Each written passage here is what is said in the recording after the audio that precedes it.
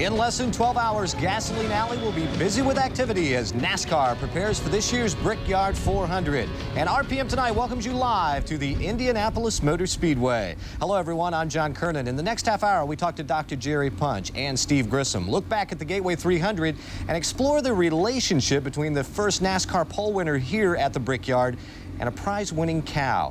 But first, the PPG Kart World Series announced Tuesday that it was headed to the Lone Star State. Next season, the Kart Series will run in Houston in October. The Texaco Grand Prix will run on a 10-turn temporary circuit in downtown Houston. The deal calls for the race to be held annually through the year 2003. The NASCAR Winston Cup teams don't start unloading the cars and equipment until early Wednesday morning. But this event has gotten so big that a number of drivers are already in town and spent the afternoon in and around the Speedway. For more on that, here's Bill Weber.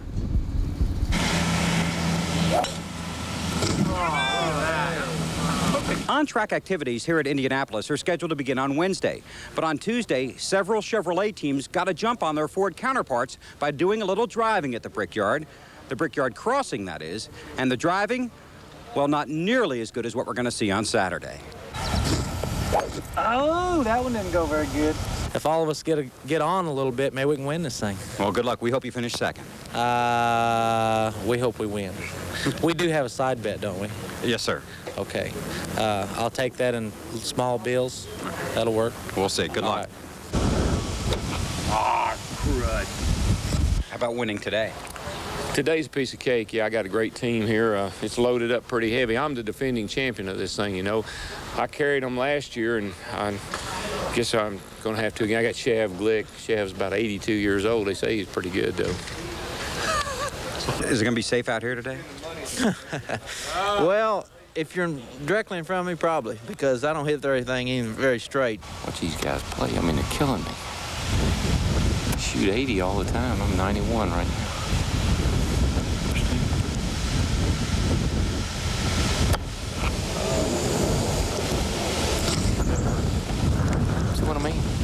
How am I going to play? Come out. Killing me. Tuesday was strictly for fun at the Brickyard Crossing. But at the Brickyard, the work begins on Wednesday, with a practice session Wednesday afternoon and qualifying scheduled for Thursday. John?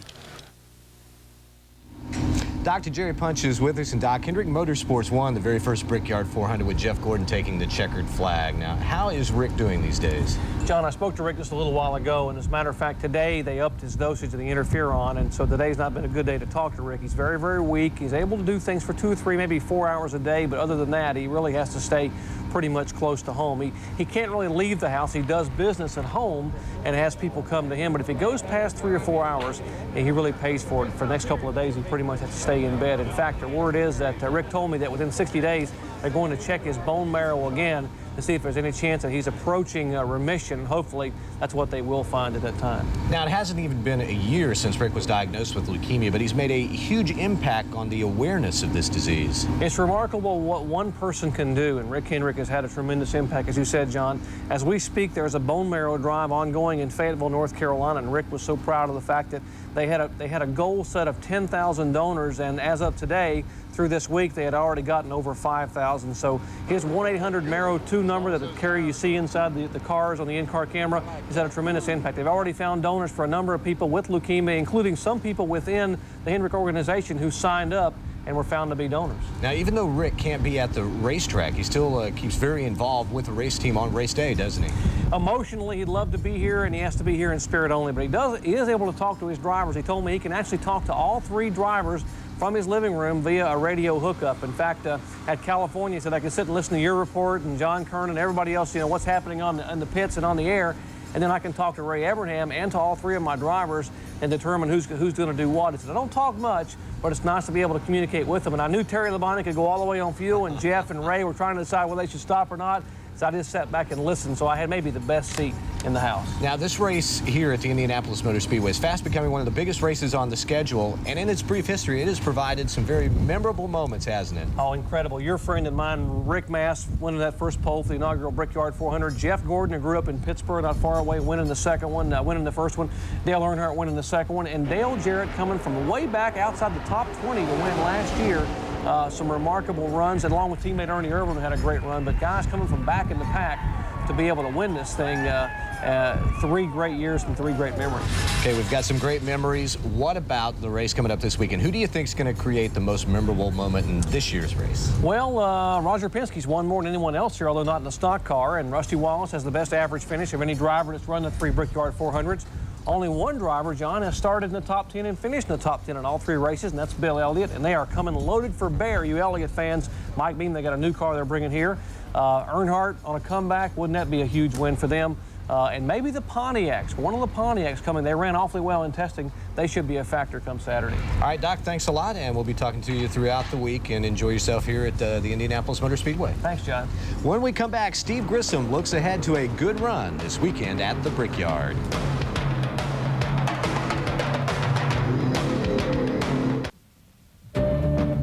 RPM Tonight is being brought to you by UAW International Union and General Motors Corporation.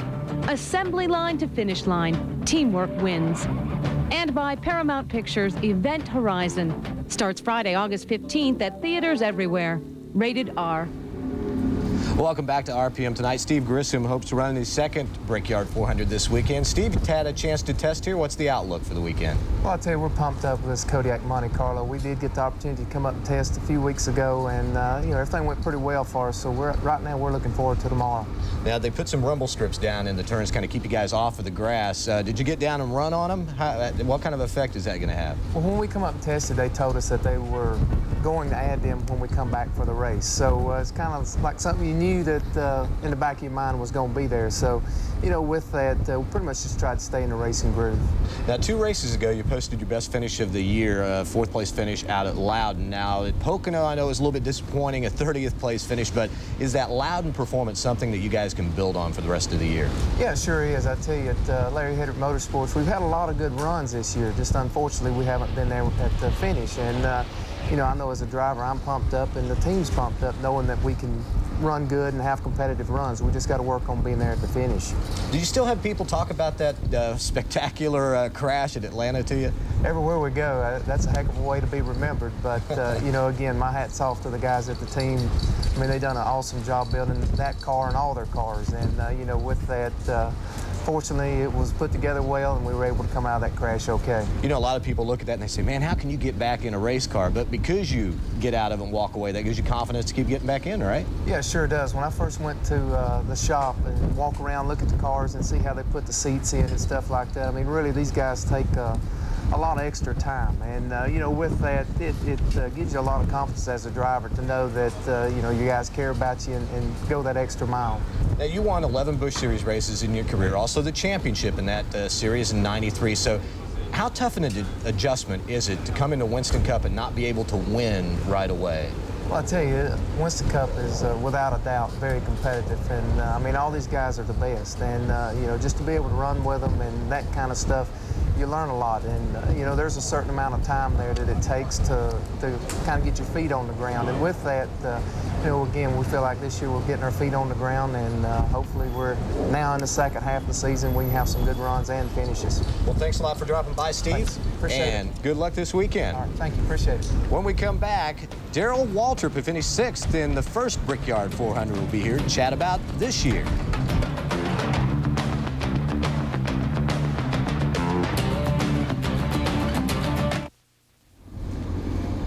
Darrell Waltrip finished 6th in the first Brickyard 400 here at the Indianapolis Motor Speedway. This weekend, he'll pull double duty as not only an owner-driver, but also the owner of another car driven by Rich Bickle. Darrell, thanks for joining us. What's up with the 2-car effort this weekend? Well, really, we've got an exciting weekend. All the folks from KFC, this is kind of a unique deal. We got a Busch car we're running at IRP Friday night with Kenny Irwin Jr., which is, you know, like the hottest commodity in racing right now. And Rich Bickle, who I think is probably the second hottest commodity, he's going to run a car here in the Brickyard 400. And then we got the third hottest commodity in racing, Mike Skinner. He's going to run in the Craftsman Truck Series race there on Thursday night. So we got 3 KFC cars running on 3 different nights or 3 different events, and 3 great drivers. And I'm the coach They call me coach.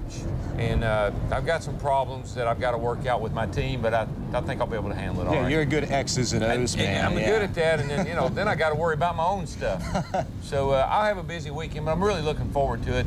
KFC is one of my old sponsors from the past, back in the 80s when we were junior, and we're glad to bring them back to the sport, and hopefully they'll stick around. Well, looking at your own effort this weekend at the Brickyard, you guys get an extra day of practice on Wednesday. Now, would you like to see that at more tracks? Well, see, I've been harping about that for the last couple of years. If they would just open the racetracks a day early, everywhere we go, and give us from noon to 5 or 1 to 5 to 3, you know, 4 or 5 hours on the day before the race, it'd save us at least $10,000 to $15,000 of testing, because just like if you came up here last week and tested, you had to bring all your cars, crew members, everything, fly them in, do the testing, 2 or 3 cars, a bunch of people, burn up tires, and go back home, and then turn right around and come right back up here again this same week with all that to do over again. Just open the track up a day early. Everybody's got tires that way. We come and test a lot of times, we don't even have the same tires. Like here, I tested, and then they repaved the racetrack. So I don't know what the racetrack's like now. If you come in a day early, all those things, the playing field would be level. It'd save us a whole bunch of money. I've been asking them and asking them and asking them, and they're looking into it. Well, if they eliminate testing, it also allows them to run more races, and they're talking about expanding. How many races you want to see on the schedule? Listen, here's the problem. It's not me. It's not Darrell Waltrip. It's not you. It's a cakewalk for us. But what about my poor crew guys? I got guys that were on the road 14 days, didn't get home but one night out of 14 days. They're the cats that's putting this show on. They're the cats that's making all this happen. And we got to get them some free time. It's like we should be racing on a lot of Saturdays. If you race on Saturday, you get home Saturday night, you got Sunday off, you rest up, go to the lake, go to church, and Monday morning you come to work, you're ready to go. We got to find some space in there for the people that are making everything. It's easy to put all these races on the schedule. Looks good, sounds good, man, it's going to be a lot of fun. Somebody's got to make it happen, and we're wearing the people out. We got to give them some relief. And what about you as a driver? A lot of success over the years, a lot of wins. Now, how difficult is it on you that you haven't won a race in about 5 years? Well, you know, for a while I really anguished about it, and I've always felt my worth was tied up in how I did on the racetrack. I always thought if I wasn't doing good on the track, I wasn't worth a whole lot. But I've learned and I've grown to understand that I can still be a big part of this sport. I'm a good race car driver. I go out and I'm out there racing, and I get top 10s and I get top 5s every now and then, and that's all any of these cats can do today, except for 4 or 5 of them. I'm as good as 90% of the field. So I'm still competitive. I still love what I'm doing, and I hate I can't win. If I could win a race right now, I'd have the world by the tail, but I just can't do it. And it's not all my fault. It's not all my car's fault. It's not all my crew's fault. I don't have the package. I'm searching for the package just like Dale is, and just like Sterling Marlin is, and like so many others are. Not only that, I don't have the rules in my favor right now. All right, Darrell, well, best of luck this weekend. You don't want to talk about rules, do you? Man, guess when I had it, man, we could talk rules. Yeah, but get a Ford Chevrolet deal. This is only a half-hour show. I know, but no, I only got a couple things to say. Maybe we'll Anybody in a Ford can win a race. It's hard to win a race in a Chevrolet right now. Okay, well, I'll go get in a Ford and see if I can do that. You could. All right, Darrell, thanks a lot. When we come back, we will talk to Rick Mast, who won the first pole here at the Brickyard 400.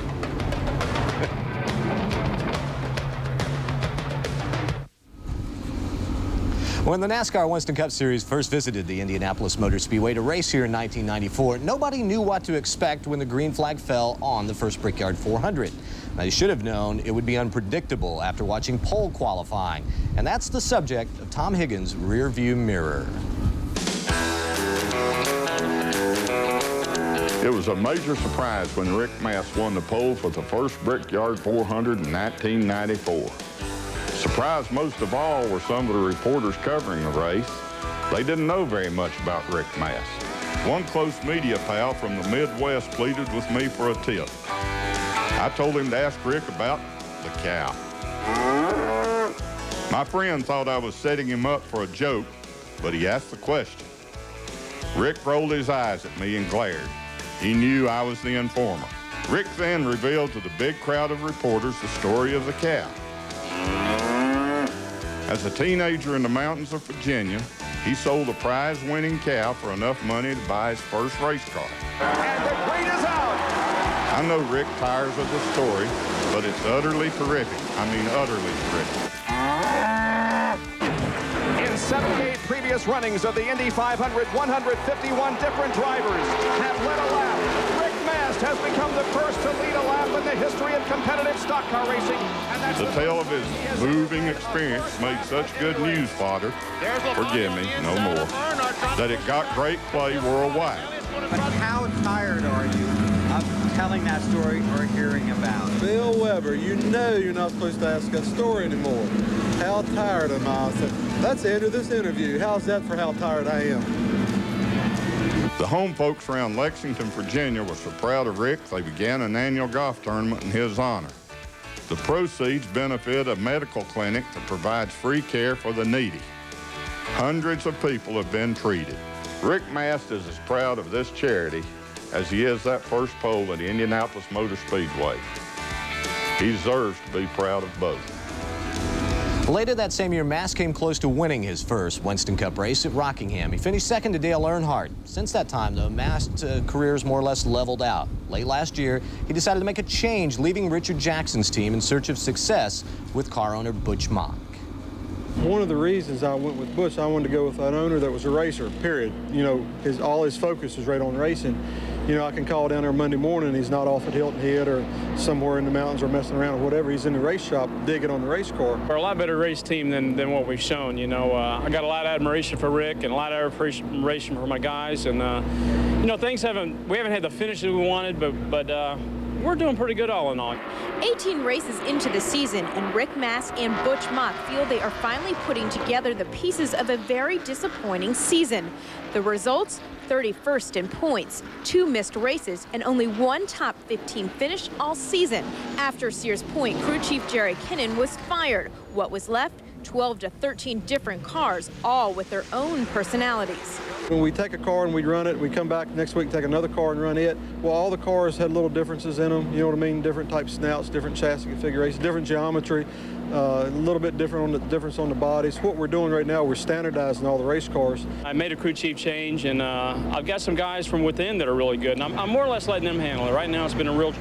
I'm experimenting with a real true team here. There's no real leader here, and it seems like it's run pretty good. In the 3 races here at Indianapolis, Rick has a better average finish than Jeff Gordon and Dale Jarrett. He knows if he's going to turn this season around, it's going to have to start here at the Brickyard. I look forward to Indy every year. You know what I mean? People ask me, or fans ask drivers all the time, do you have a favorite racetrack? And I've never had one, you know?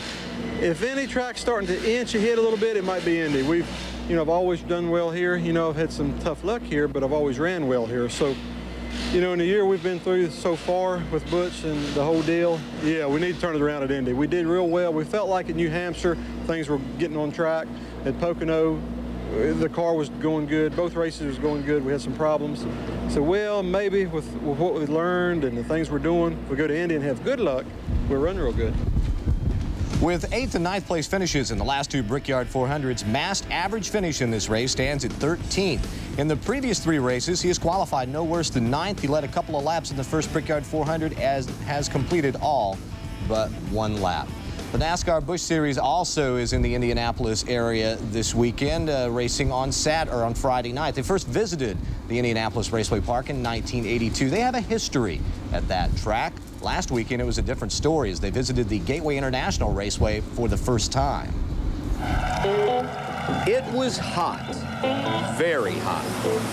The track was coming up. Tempers were flaring. Worst facility I've ever been to. And cars were crashing, and crashing, and crashing. 14 cautions. Almost 1/3 of the race run under yellow. 10 cars finished on the lead lap. There were 7 Winston Cup regulars in the race. All of them hit the wall. Highest finish, 20th, Bobby Labonte. And it seemed like everyone had something to say about the track. I'm not going to sit here and tear apart the racetrack, and although the racetrack did tear apart, it's tearing up already. It's one of those days where it's not safe to be out anywhere. Just sliding all over the place on rocks and gravel. It's miserable out there, really miserable.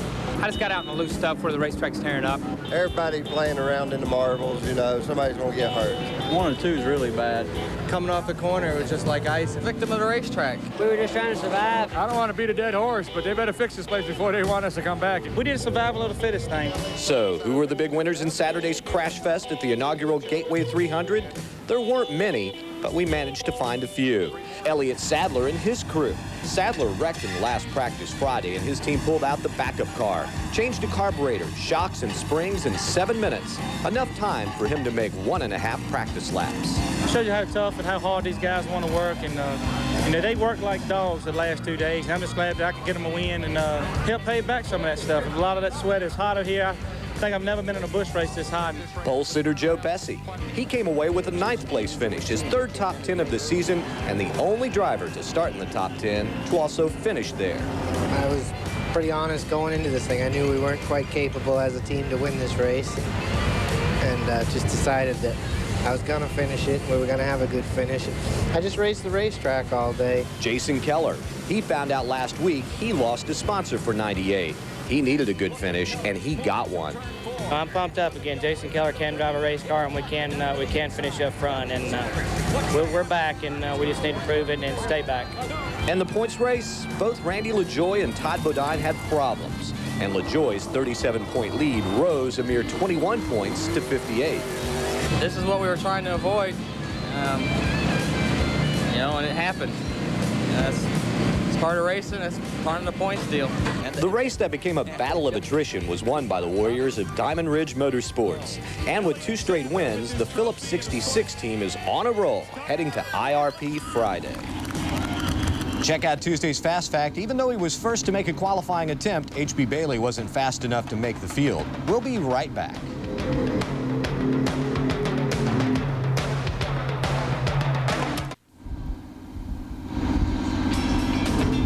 RPM Tonight is being brought to you by new Tagamet HB 200. For heartburn, block acid fast with new Tagamet HB 200. Once practice gets underway here at the Indianapolis Motor Speedway, if it moves, we basically cover it. Highlighted by pole qualifying Thursday afternoon on ESPN and The Deuce.